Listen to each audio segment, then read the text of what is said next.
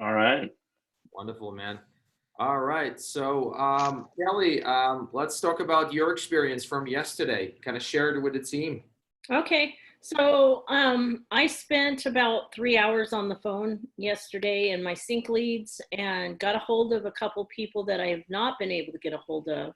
Had some really good conversations, built some rapport with people. Some of the people can't move yet because of the COVID-19, um, and they've lost jobs and things like that. But I made a connection with a couple that may be ready to buy right now.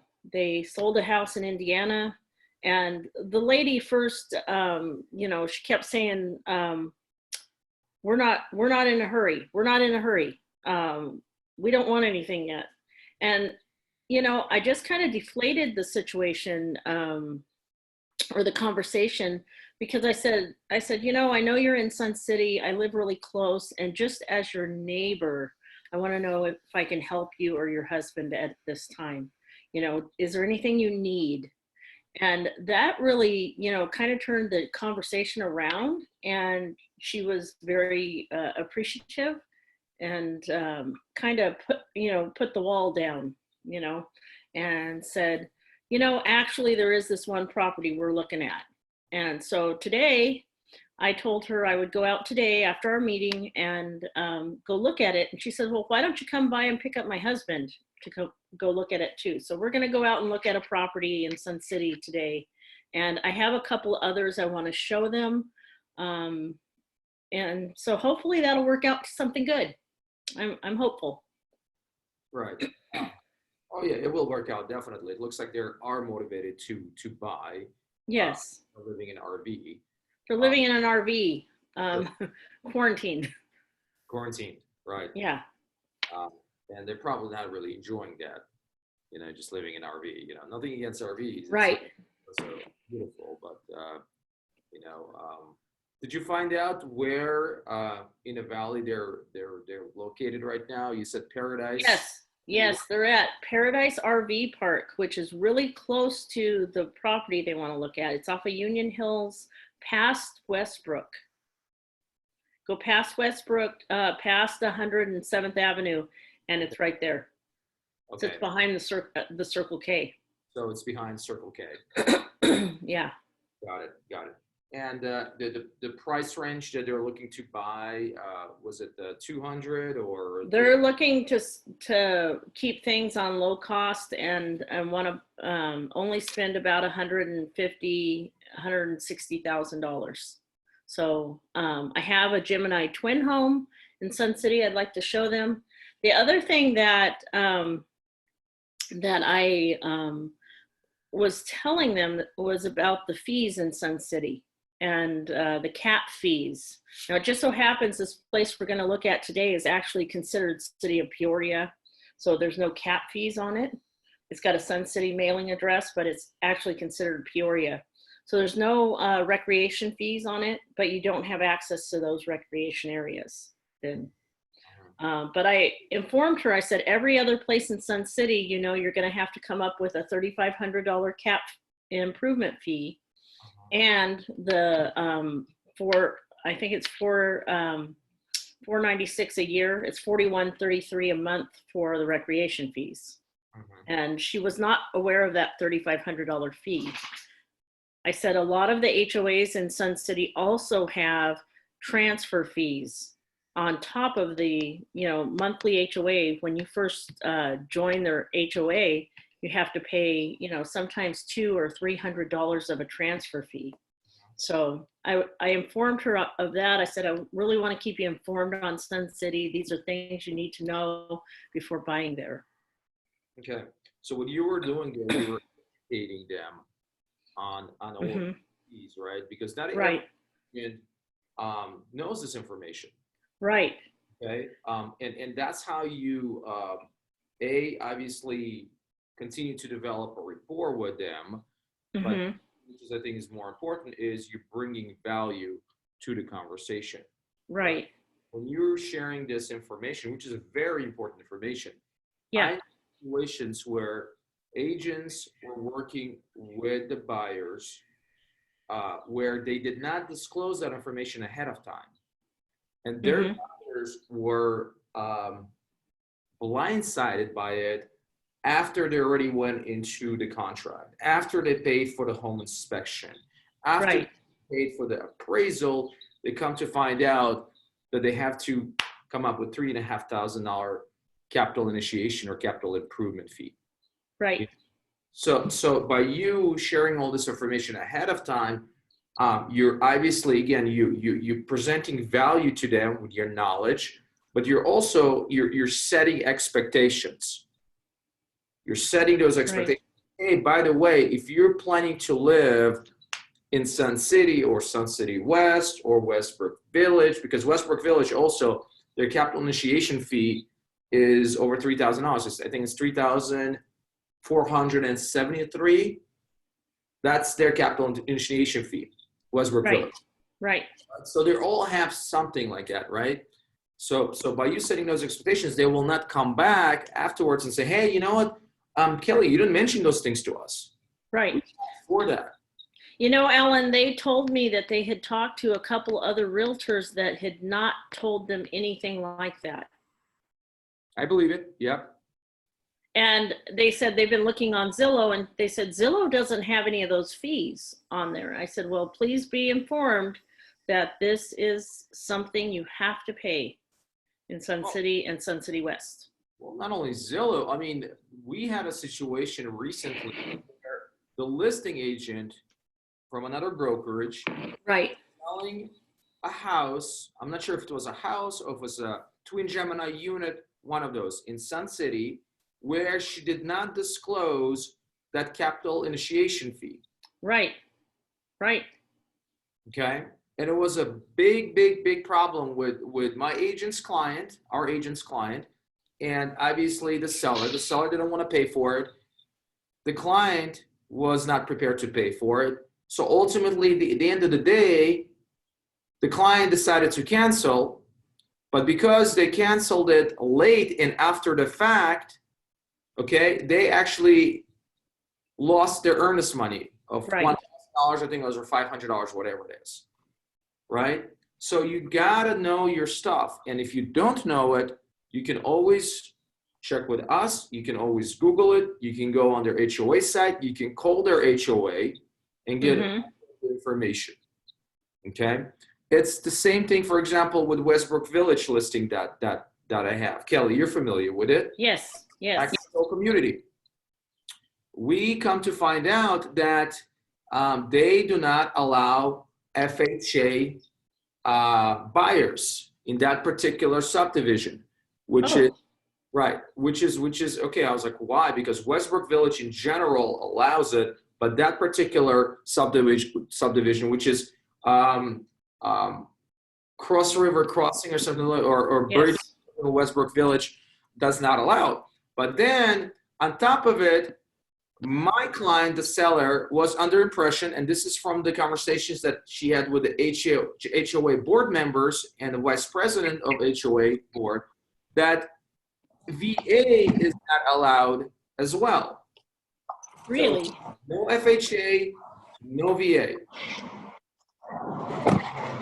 Okay. So what happens now is we get an offer, and that offer is a VA offer. And of course, my client does not want to accept it. They don't want to accept it because there's no VA allowed. But luckily, the lender for the buyer's client, for the buyer's agent's client, did the research and confirmed that it is VA eligible. And there is a support for VA. And there was actually a unit 2 doors down that closed about 6 months ago. Right. With the VA borrower. Everybody in their HOA board talks about no VA, but there was a VA closing about 6 months ago. So it took us calling every HOA member, and then also took us to confirm with 3 lenders, and I confirmed with my lender as well, that it is VA eligible. So you guys, when it comes to these active adult communities, you got to do your homework. Definitely. You got to call their HOAs. And not only talk to one person, ideally talk to 2 or 3 people and get all the details and ideally get it in writing. Okay. So good work. And what time are you meeting with them today? After this meeting, so I'm hoping to be there at 11. 11 o'clock. Mm-hmm. Okay. Are you going to be wearing a mask? I have masks in my car. I may. I have hand sanitizer, masks, and gloves in my car. Okay. Question for you. Do you have any extra masks, like 2 or 3 masks that you can share with the agents? No, mine were homemade. Homemade. Okay. Yep. Okay.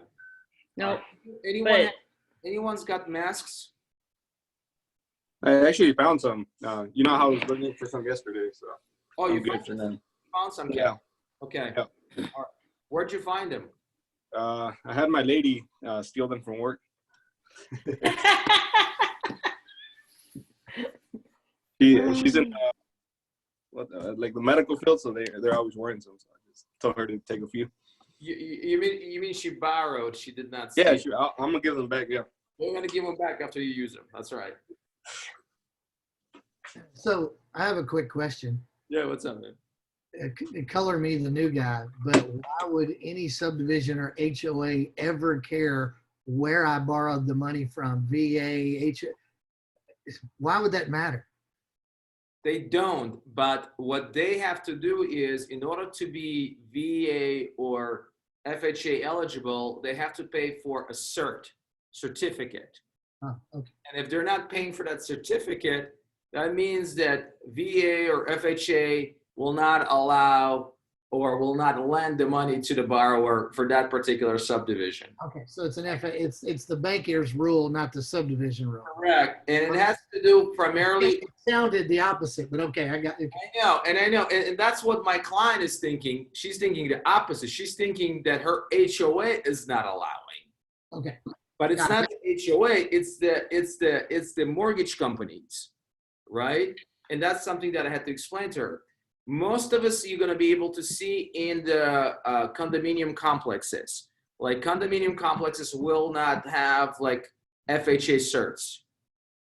And I think it has to do with the fact that there are more investors than actually like primary residents in the condo. Something along those lines. Okay. But like if you look at the condos in the valley, most of them, I would say over 80% of them, are not FHA eligible. So when you are working with the buyer and he's FHA and strictly FHA, and he's looking to buy a condo, maybe even possibly a townhome, you got to do your homework, you got to do your research. I made that mistake before. I would show him a condo, get all excited about it, and then come to find out that it's not FHA eligible. Okay. All right, good, excellent. Any questions for Kelly? So Kelly, you spent 3 hours calling which leads? You called the Joe Fish leads or what leads? I called my leads that you gave me, and then I called some of the Joe Fish leads. I didn't get a hold of any Joe Fish people. Okay, got it. But these are online leads, correct? Yes. Yep. Okay. What was your intro again? What was your pitch again? I just thanked them for signing up on our website and introduced myself, and I just asked if there's anything I can do for them at this time. And you know, I said not as a realtor but as your neighbor because I live close in the area. So And do you live close to the area? Yeah, I live in Peoria. And they're looking to buy in Sun City. Right. Cross Olive Avenue is Sun City from me. So technically I'm half a mile from Sun City. Half a mile from Sun City. Yep. Got it. And initially when you started the conversation, were they receptive? Were they open? No, it wasn't until I kind of broke down things and told them, because this one guy, the guy I'm taking out today, he says, let me put my wife on the phone. And she was like, we don't want to buy anything right now. And I just said, you know, I'm just here to help you. I want to inform you. I know you're looking in Sun City, and I wanted to inform you of the fees. I said, are you aware that there are fees in Sun City? And she said, well, we know that there's a recreation fee. And I said, oh, okay. I said, do you know that there is a initial $3,500 fee that's called a CAP fee, a capital improvement fee, that goes to the rec centers? Mm-hmm. And she said, no. She goes, we've been talking to other agents and they didn't tell us this.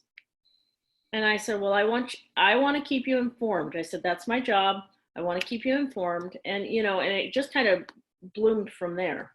Mm-hmm. Okay. Okay. Good work. Thank you.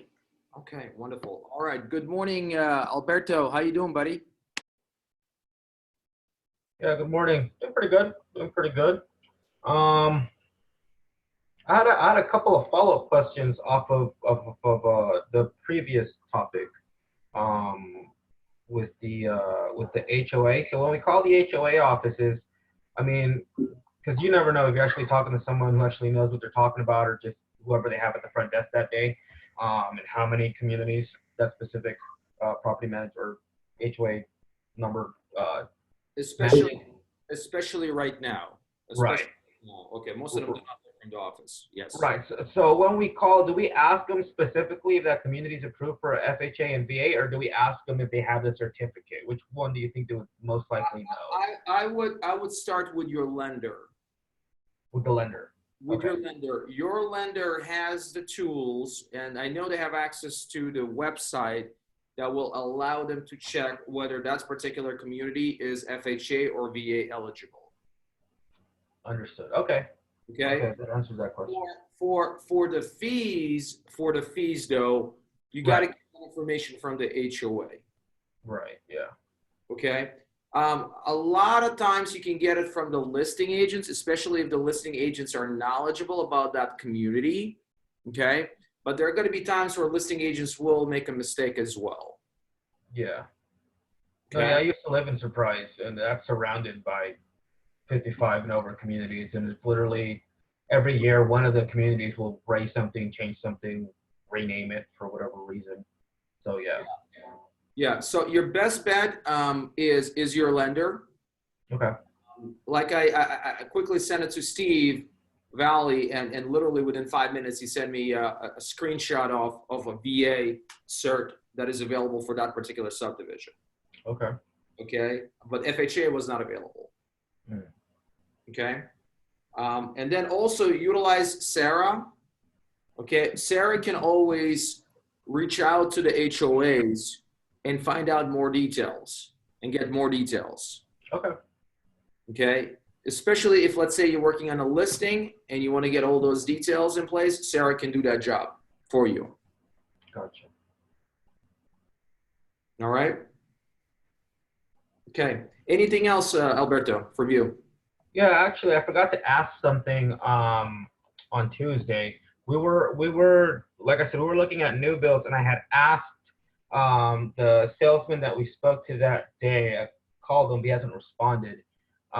If he has noticed any issues with the appraisals when it comes to the new builds. I said, obviously, since it's all the same, I'm sure that you guys are doing everything smoothly. But I mean, have you guys experienced anything at all, like any holdups, or because obviously they all look the same from the outside, but a lot of the differences on the inside. I don't know if the appraisers are doing that differently or however that's happening. So I asked him about that to see what was going on in that realm. Since the week previous to that, we were talking about how some appraisals on our resale side were kind of hit and miss, up and down. Some were coming lower, some were at value. But he never got back to me. So I was wondering if maybe anyone in the team has experienced anything recently with any closings with new builds or anything like that.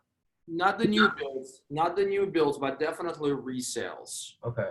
Definitely. I know Kenneth had an experience with Devonshire. They came in low. I know he also had an experience with the buyer. Was it Litchfield Park? I had 3 come in low in total. But then one this week came back higher than I thought. So it's kind of all over the place right now. So you had one that actually came in higher than you thought? Yeah, on my listing on 77th, I didn't think we were going to get 225. We were under contract for 227 and then appraised at 227. So that was a convention on that one. You know, Alberto, it's hard to say, especially with the new builds, just because the fact that if, let's say, your client decides to build one, it will take anywhere between 6 to 8, maybe 10 months. Yeah. At that time, we don't really know where the market is going to be. Right. You know, and they're going to be appraising it when it's complete. So as of right now, it's just to be determined. The good thing is looking at the market, overall market, right? Even though there is an increase of inventory in the last 40 days or so, the prices are still stable. You know, you don't see sellers like dropping prices left and right. You're not seeing that, right? Which is a good thing. I know obviously with the new builders right now, they're just not getting as many people in the door. They're working all by the appointments. And maybe they're probably not selling as many homes as before. So if you're working with a buyer that is looking at new builds, most likely right now, they can probably get a good deal. Right. They're probably going to get more incentives because I think home builders are a little bit more incentivized to move their inventory. Right. You know? But as far as the appraisers go, I know I was talking to Steve about it about a week ago or 2 weeks ago. He said that Fannie Mae is now allowing the appraisers to do either drive-bys or do online appraisals. So they're just not doing them at all, or how are they? They're not going like physically inside of the house. Okay. Because of the virus worry. Okay. So if you are representing the seller, even if you're representing the buyer, and you do have the appraiser's contact information, it's important for you to provide that appraiser with information that is going to be important in them making a decision. For instance, if you're working with a seller and your seller done this, and that in the last year or two to their house, well, that information has to be shared with the appraiser. And vice versa, if you're working with a buyer and you're not sure if it's going to appraise or not, you definitely want to get the listing agent involved and get the listing agent to provide you with the information so you can share it with the appraiser. Gotcha. Okay. The more information appraiser has, the better it's going to favor you, your client. All right? Okay. So that's that. All right, wonderful. Eddie, good morning. How you doing, buddy? I'm good. How are you? Good morning. Good. Freaking long time no see. I know. Sorry. You probably like your place so much that you're just sitting there chilling, relaxing, man, and just looking at your lake 24/7. I love my lake. It's amazing. I've been farming it, and this time, obviously, this time has changed me. And fortunately, Gus has stepped up and has been helping me a lot. He's obviously a million years younger than me. So he's a lot more tech savvy and social media savvy. So he's helped me a lot.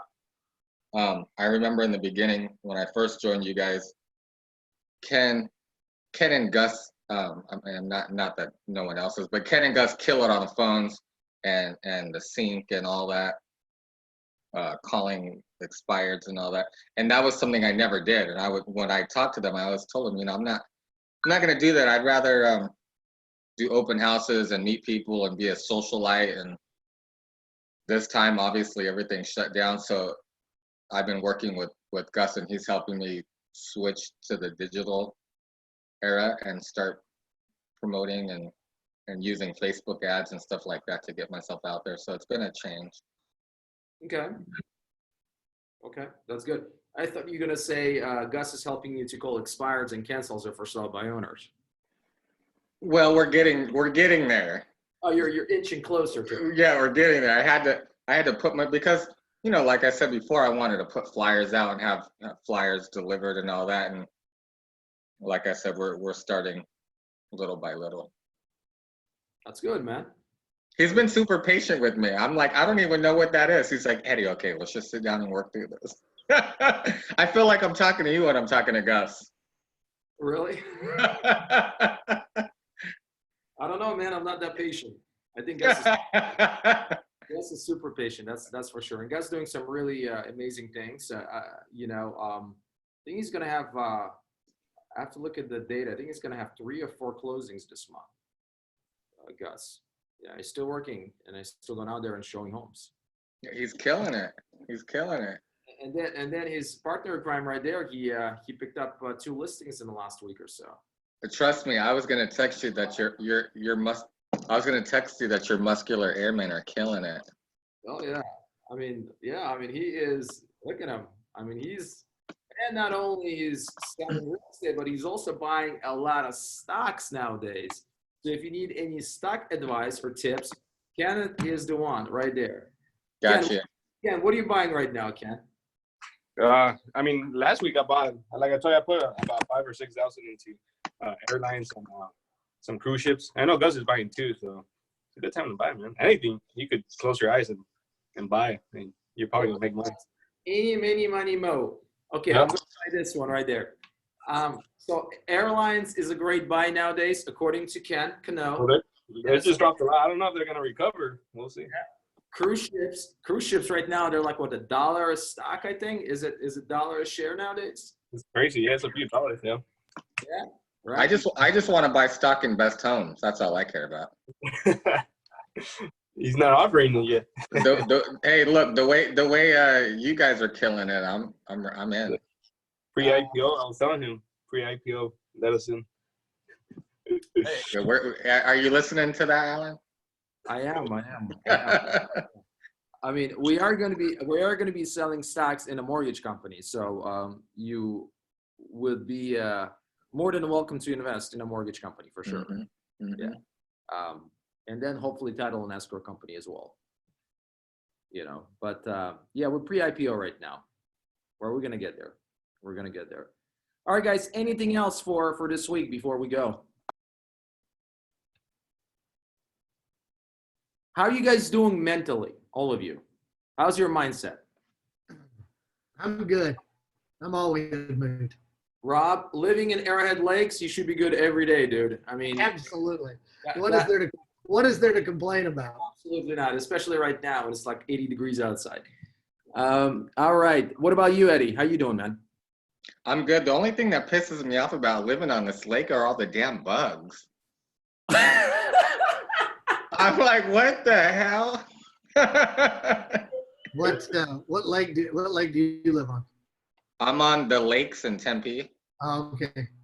So I was in, and I still am. I'm in love with Arrowhead Lakes, but finding these lakes out here, they're about 20 years older. They're a lot more mature, bigger, like pine trees. It's beautiful. There's a lot of geese out here.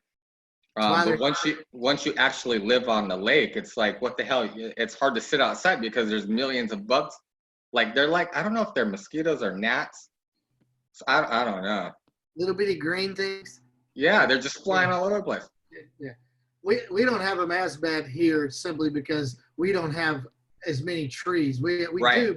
Like when I bought my house here, I had 8 shrubs between the lake fence and the lake, and the neighborhood luckily hates them. So I wanted them gone just because of all the bugs. And they were like, absolutely, you can get rid of them. So Yeah. I don't have the bugs I used to have.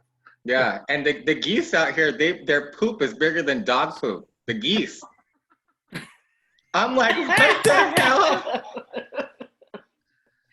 So I mean, I love the fact that I have to be in isolation on a lake. It's beautiful, but there's those little things that you don't realize till you're living on it. All right, man. With all the stuff that is going on out there, it's a good thing that you're concerned about the bugs and the poop. Yeah. And it's kind of cool. This community is cool. So when I moved in, there was 0 activity on the lake, and I was like, hell yeah, I can't wait for it to warm up so I can be on the lake by myself. Well, since this has happened, every house, every boat's been out there, and that's how their social distancing is by being on pontoons. That's exactly here that last summer I saw a boat about every 3 days on the lake, and now everybody in the neighborhood is on their boat. Yeah, it's the coolest thing. And it's funny because it reminds me of when I was younger, because we would play outside. And now, and you know, nowadays kids are on their phones. But since this has happened, every kid is on a different kayak or a pedal boat. I mean, it's like people are outside. All right, guys. Well, listen, I appreciate all of you for participating. Don't forget, right? The business must go on. The business must go on, and continue doing the hard work. Appreciate all of you, and let's end up this week with some contracts, some escrows. Okay. All right, guys. Take care. Bye. See you. Thank you.